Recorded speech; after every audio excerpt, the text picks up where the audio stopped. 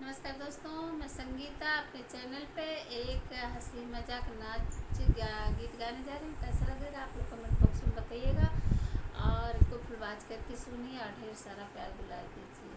गीत कैसा लगेगा आप लोग कमेंट बॉक्स में बताइएगा।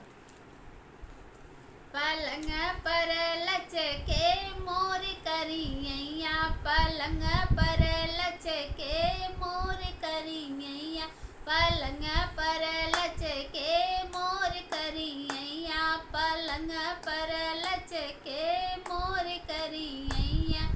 झुमका ली आइब राजा हमहू बनारस का, झुमका ली आइब राजा हम तो बनारस का, नथिया गढ़ावे नना गैया, पलंग पर लचके मोर करियैया, पलंग पर लचके मोर करियैया।